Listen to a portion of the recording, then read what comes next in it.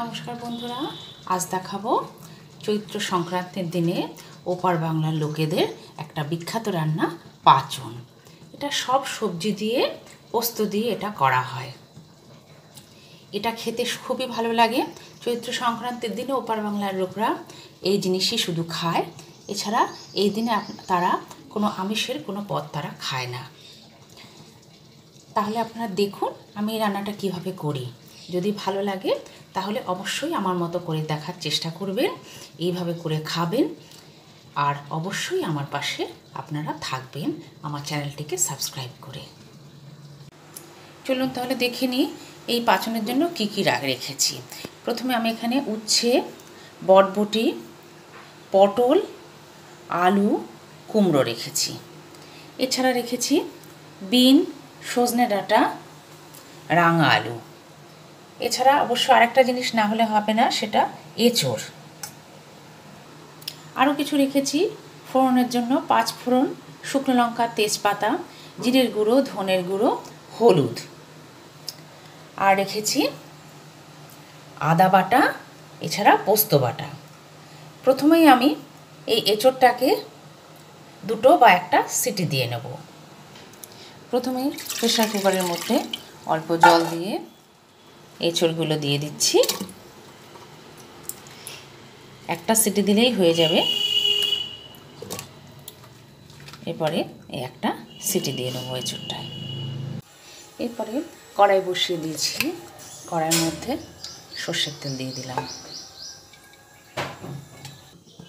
তেল গরম হয়ে এসেছে, সেই জন্য এর মধ্যে 5 ফোড়ন দিয়ে দিলাম। 5 ফোড়ন ভাজা হচ্ছে, সেই সময়ের মধ্যে 2টো শুকনো লঙ্কা দিয়ে দিলাম আর 1টা তেজপাতা দিয়ে দিলাম। এক এক করে সবই একসঙ্গে ভেজে নিচ্ছি।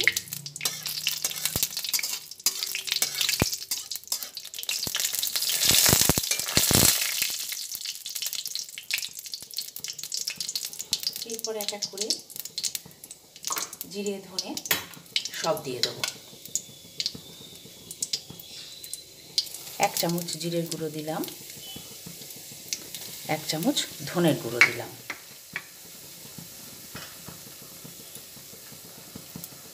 এরপরে এখানে 1 চামচ আদা বাটা দিলাম।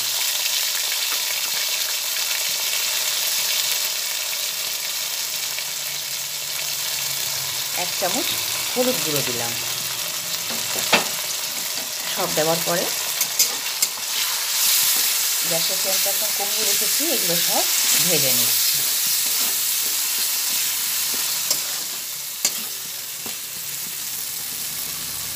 একটু ভেজে নিলাম। এরপরে এই সবজিগুলো কেটে ধুয়ে রেখেছি, সেই সবজিগুলো এর মধ্যে দিয়ে দিচ্ছি। এবার গ্যাসের ফ্লেমটা বাড়িয়ে দিয়ে দিয়েছি, দিয়ে সবজিগুলোকে সুন্দর মশলার সঙ্গে ভেজে নেব।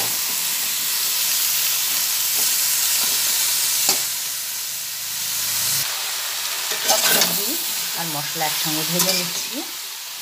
এরপরে এর মধ্যে নুন দেব। একটুখানি ভেজে নিলাম। তারপরে এরপরে আমার এই চামচটা একটু বড় চামচের 1.5 চামচ নুন দিয়ে দিলাম। আবার সব দিয়ে ভেজে নিচ্ছি।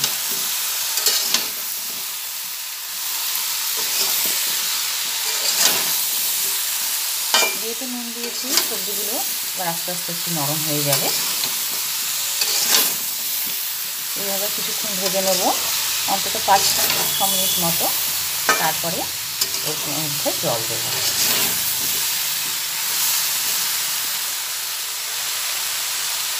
সবজি ভেজে নিতে নিতেই এর মধ্যে যে এঁচোড়টা প্রেসার কুকারে দিয়ে সিটি দিয়ে নিয়েছিলাম, সেই প্রেসার কুকার থেকে এঁচোড়টা বার করে নিলাম, নিয়ে এর মধ্যে ঢেলে দিলাম। সব সবজি এরপরে একসঙ্গে ভেজে নিচ্ছি।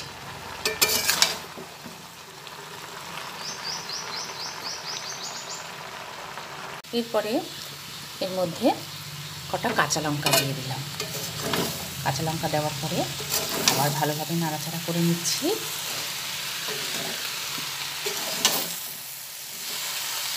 এরপরে এর মধ্যে, যেহেতু এটা নিরামিষ তরকারি, একটু চিনি না দিলে ঠিক ভালো লাগবে না, সেজন্য অল্প করে চিনি এর মধ্যে দিয়ে দেবো।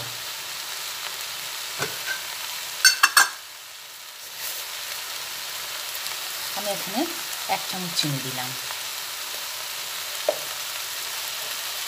এটা দেওয়ার পরে আবার একটু ভালোভাবে নাড়াচাড়া করে নিই।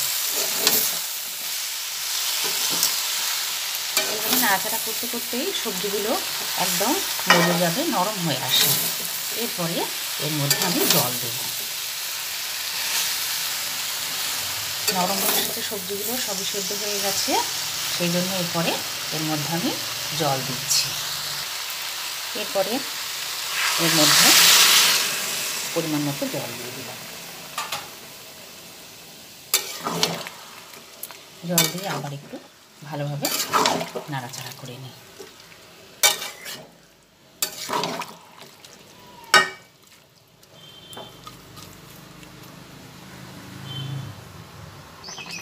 জল দিয়ে দিলাম। এরপরে ভালোভাবে আবার নাড়াচাড়া করে মিশিয়ে দিচ্ছি।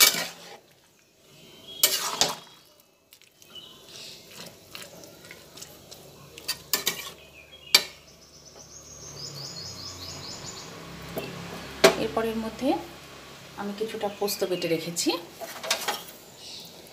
সেই পোস্তটা দিয়ে দেবো।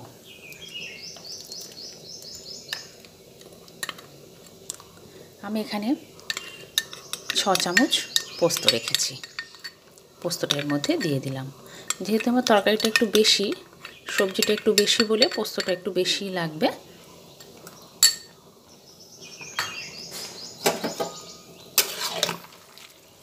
আবার ভালোভাবে নাড়াচাড়া করে পোস্তটা মিশিয়ে দিচ্ছি।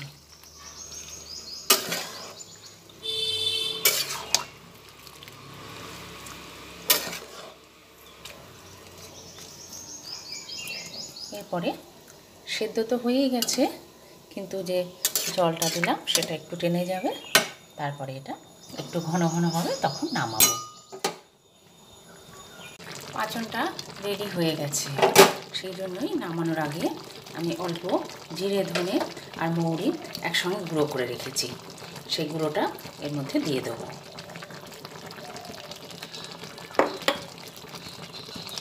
নামানোর আগে ছড়িয়ে দিলাম।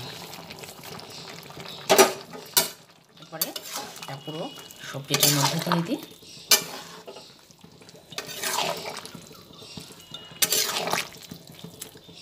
আজকের এই স্পেশাল দিন চৈত্র সংক্রান্তি, এই দিনে আপনারা এইভাবে পাঁচন রান্না করে দেখবেন, খেতে খুবই ভালো হয়। পাঁচন রেডি করে ফেললাম, তাই জন্য এবার একটা পাত্রে তুলেও ফেলছি।